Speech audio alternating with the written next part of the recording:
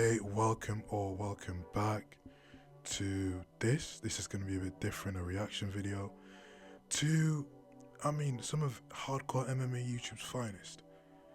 These are the guys leading the charge for hardcore MMA YouTube. With them, Bedtime, Lucas, Guru, Che, all these guys. This is an absolutely abysmal showing. These are guys at the pinnacle of their division. Scrubs. Anyways, let's get into the video. I think this first point is about Cejudo. I have skimmed through this, so I know vaguely what the points are, but yeah, hold on.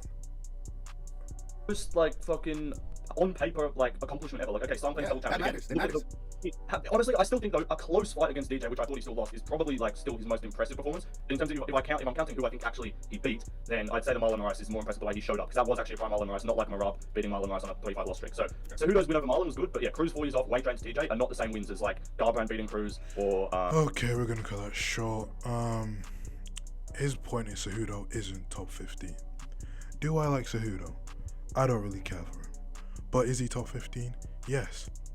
And my whole parameters about top 5, top 10, top 15 lists, I don't have one because I felt the touch of a woman before. No, okay. But to be the GOAT, you have to show you're beating the greatest, right? And since there's no greatness metric, you just kind of have to go off Hall of Famers in terms of, are they already in the Hall of Fame or are they Hall of Fame potential?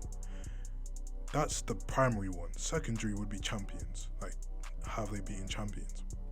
For example, you have someone like Poirier, who's never been a full champ, but you can't tell me a win against Poirier is lesser than a win against, I don't know, Strickland.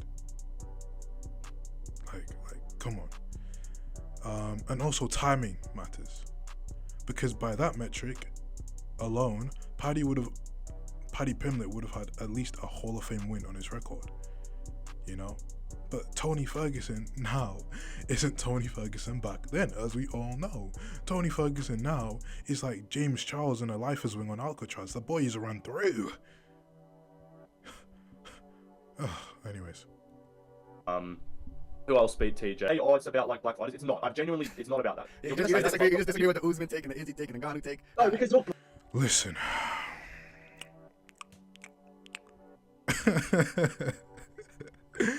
Is Kenny a meat rider? Yes, he is.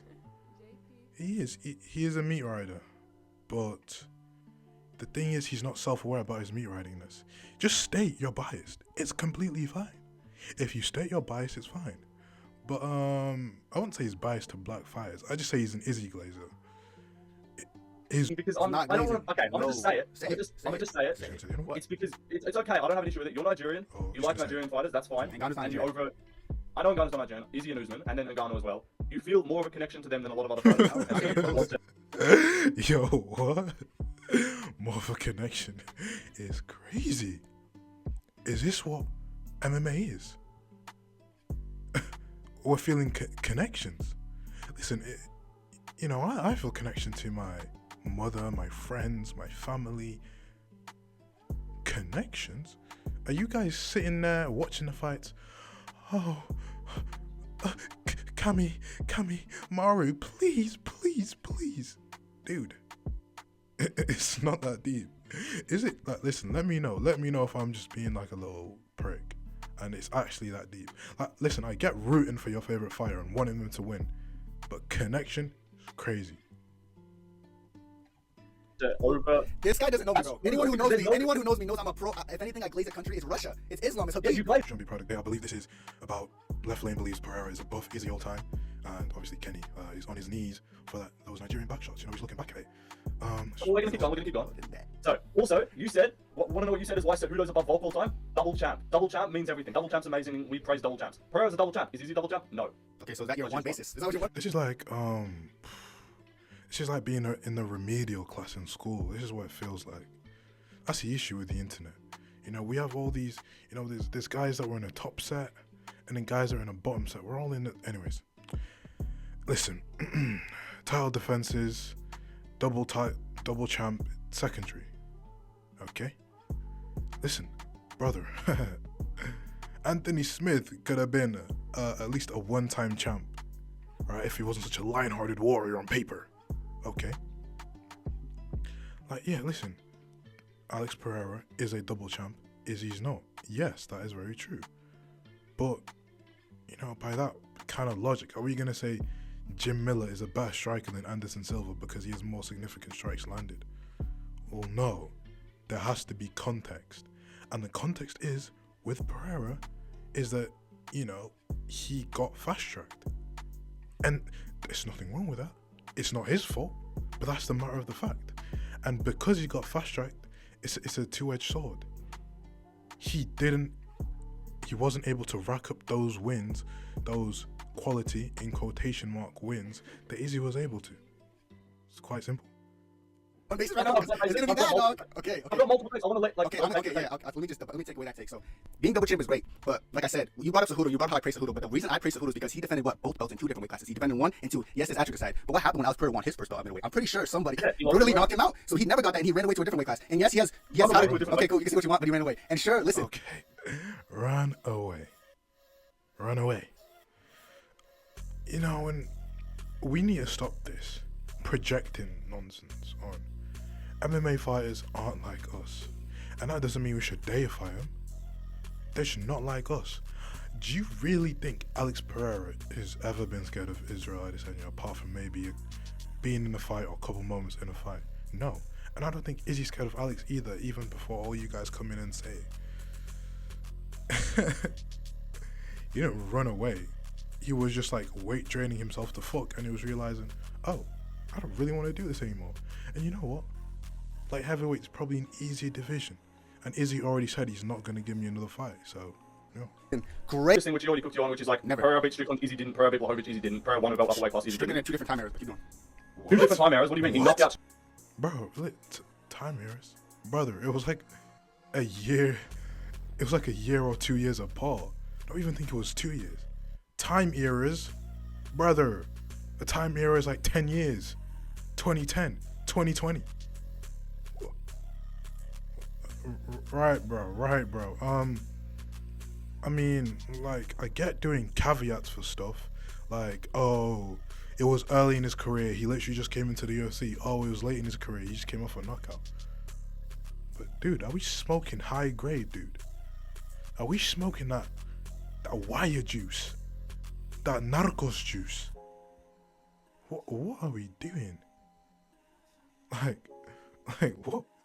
Strickland, 3 fights later, Strickland walked down Izzy for 5 rounds. That was a different Strickland. Since then, Strickland, pretty sure he beat him off. I'm pretty sure he beat him. That was it. But the Jared Cannonier fight that you're bringing. Also, I just have to say this. You know the meme, right? Like, if a guy's good at Mario, he got this haircut. Like, all respect, Leftlane. But if you got all these pictures of topless, muscle-bound men on your wall, and you know absolute nothing about any of them, I think, I don't know what you need to do, gang. I don't know what you need to do.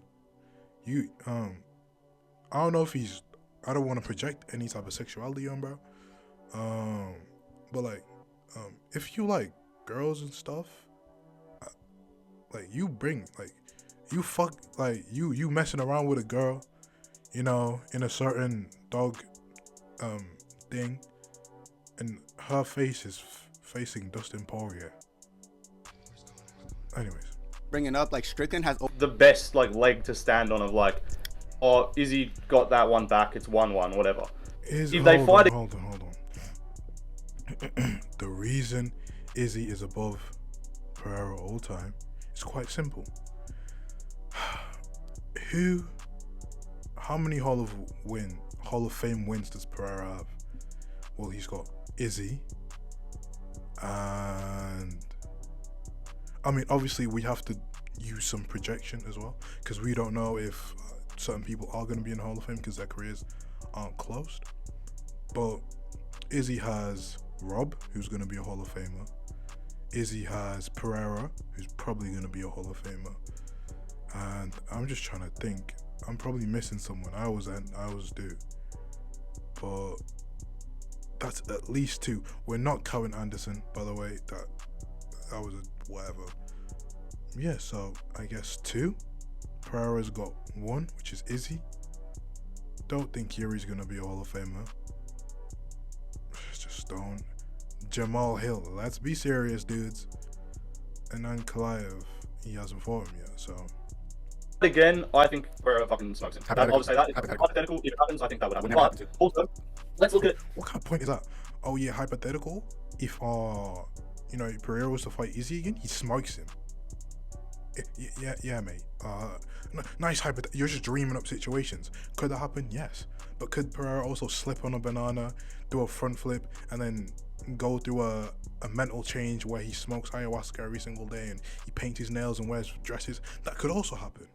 That has a very slight percentage of happening, but it could also happen if we're doing hypotheticals. Let's look at actual what's going on right now. No, stay on resume, because I want to cook you on this point. Okay. Let me cook you real quick. Let me cook you real quick. Blachowicz beat Izzy 49-46. Yeah, do that. Also, he is right. Leftlane is right. We do have to count losses in this. Pereira doesn't have any. Izzy does. But Izzy's losses come from having to have fought his way up and fighting when he's up. You know, he had to defend his title and he had to fight his way up the division. So there is context to Izzy's losses. Yeah. 49.